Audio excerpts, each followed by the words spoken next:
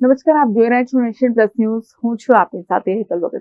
બેલ ગામ વિસ્તારમાં 75 metre road ખુલ્લો કરવા બાબતે વડોદરા મહાનગરપાલિકા દ્વારા આપવામાં આવેલી નોટિસ સામે અસરગ્રસ્ત મકાન માલિકો અને સ્થાનિક રહેવાસીઓએ આજે વીએમસી કચેરી ખાતે ઉગ્ર વિરોધ પ્રદર્શન કર્યું છે. બેલ ગામ વિસ્તારમાં 75 મીટર રોડ ખુલ્લો કરવા બાબતે વડોદરા મહાનગરપાલિકા દ્વારા આપવામાં આવેલી નોટિસ સામે અસરગ્રસ્ત મકાન માલિકો અને સ્થાનિક રહેવાસીઓએ આજે વીએમસી કચેરી ખાતે ઉગ્ર વિરોધ પ્રદર્શન કર્યું છે.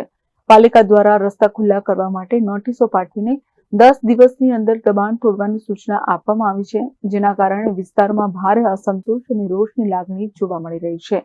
વિરોધ પ્રદર્શન દરમિયાન સ્થાનિકોએ સ્પષ્ટ જણાવ્યું હતું કે સૌપ્રથમ તો નોટિસની સાથે સાથે તેમાં લખાયેલા તમામ શબ્દો સામે તેમનો કડક વિરોધ છે.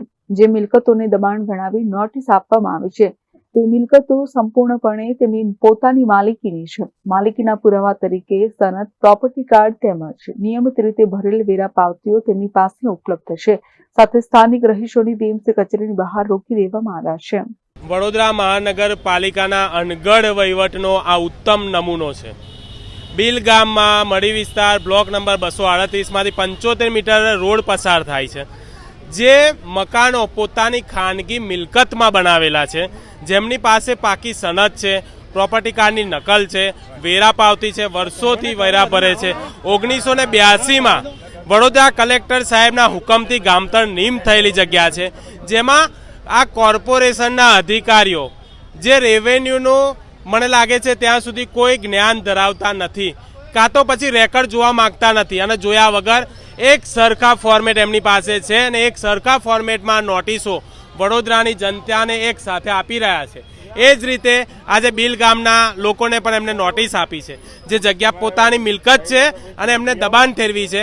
તેથી અમે આ નોટિસમાં વાપરવામાં આવેલા શબ્દોનો જ વિરોધ કરીએ છીએ અને કમિશનર સાહેબને રૂબરૂ મળીને રજૂઆત કરવા આવ્યા છે કે અમારી પોતાની ખાનગી મિલકત છે, તેમાં તમે બળજબરીપૂર્વક અમારે આ દબાણ ઠેરવીને અમને દૂર કરી શકો નહીં.